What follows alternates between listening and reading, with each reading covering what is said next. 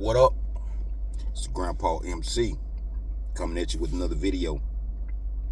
Like, subscribe, share, comment. Let's take a ride. Alright, man.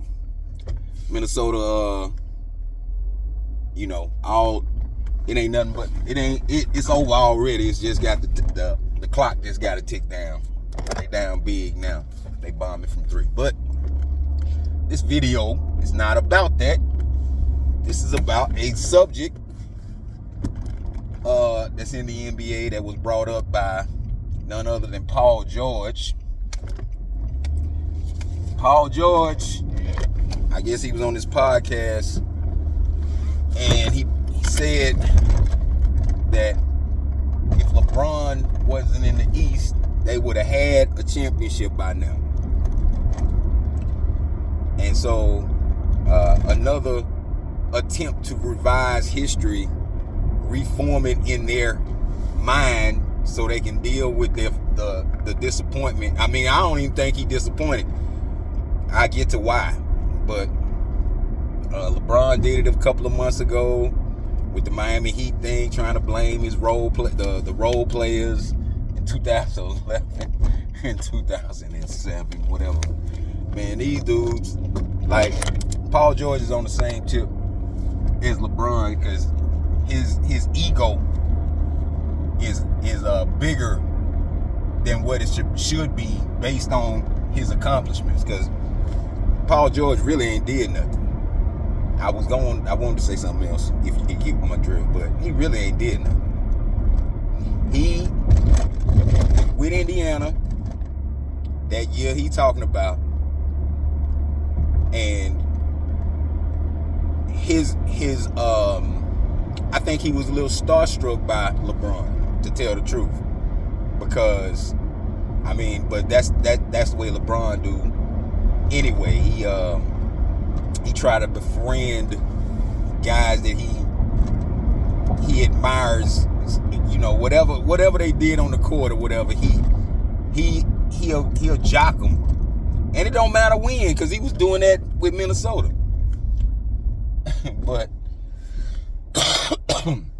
excuse me, the reason why that Indiana team didn't win nothing, outside of the fact, because they had a couple of chances that year when Paul George had the terrible knee injury. Like, they was on the verge then, but the injury came about, and that set them back. But the real reason that team fell apart is because of Paul George. Paul George, and look, man, it was so much stuff going on with that team. You had Roy Hibbert, right? Roy Hibbert was playing like the Rudy Gobert role that Minnesota got him playing. He was playing that role for Indiana. And actually he was a little bit more sturdy because, he wasn't falling down all the place down. I think he had developed a couple of good moves, I think. But for the most part, he was their inside presence, the defensive guy. And Paul George went behind his back and started hollering at his girl, and then it came out in the locker room, and that destroyed the chemistry they had, because before that team was together. They were pulling for each other. They were kind of like, they were giving off the same energy that Oklahoma City is giving. They was on that tip as a team at that time. But that team fell apart because of Paul George. First, because of the actions he did, because of his actions, and then later on because of his play.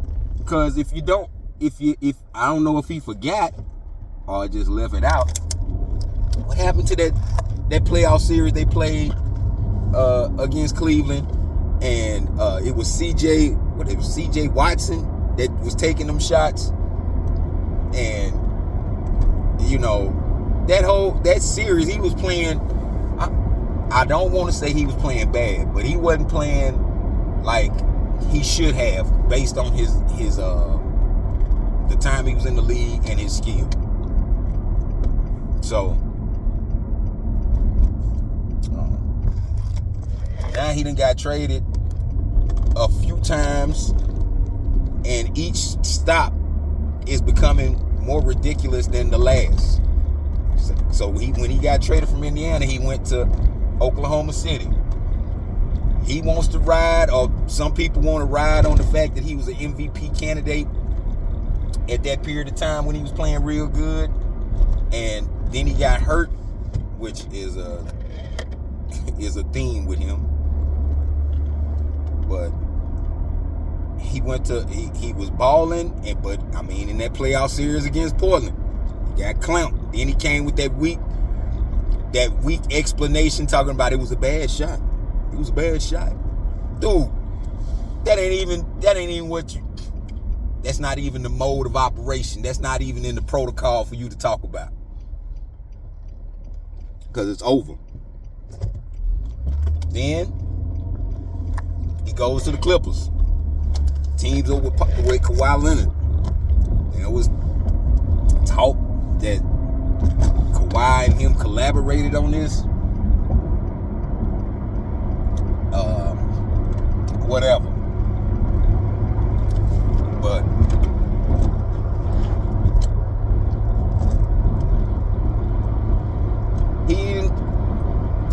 they were supposed to be the front runners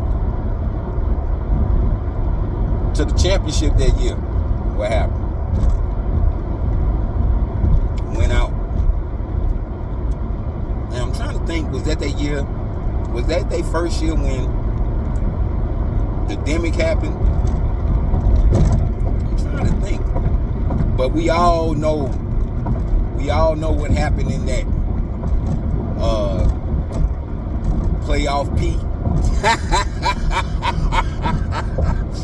Playoff P, huh? I mean, they renamed him Pandemic P.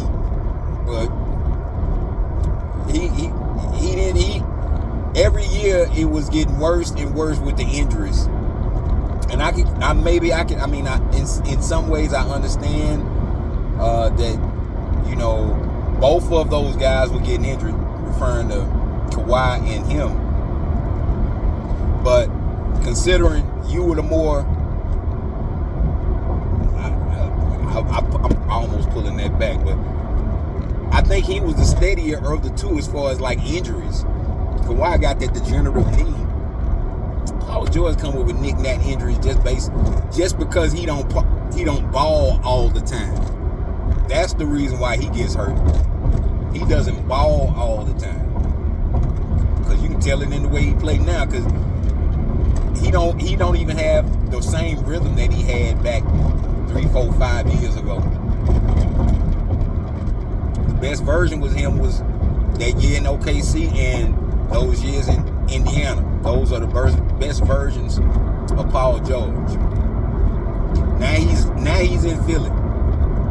And he might get moved. He probably get moved again. And I mean, at this point, who wants him? I mean, maybe Brandon Miller up in Charlotte want him because he said that was his idol and shit. I don't know what. Maybe he was just captain, trying to big him up. I don't know. I don't know who he would go to, because outside of the letdowns on the court, the stuff he brings into your locker room, and now he's a podcaster, so that's saying right there he's not dialed in. So this Paul George, he really needs to fall back and take like 20 seats. You need to recognize where you at in your career, Holmes, and what you could accomplish if you focused in. But he's been distracted for a long time. And hey, my weakness, and a lot of men's weaknesses, are women. So I feel you. But I mean, like, you get respect throughout the NBA for what you do on the court. It's not what you talk about, it's what you do on the court. Now, what's said in the media, that's whatever. But like in those those settings, when they all come around, you know, that's when the inner workings of that group come into play. Like, guys like, what you doing? What you ain't hang around us, dude. You know? But yeah, another case of a delusional superstar, and they are becoming more delusional as it goes. Because you want to put Draymond Green, I can't wait to see what Draymond Green's gonna say after this huge loss. And he was doing a little bit, but for the most part, he went quiet. And it is a while. This video is not about Draymond Green. So let me digress. But yeah, man, crazy statement by Paul George. We'll see what's gonna happen later on when the season started up. So, Grandpa out.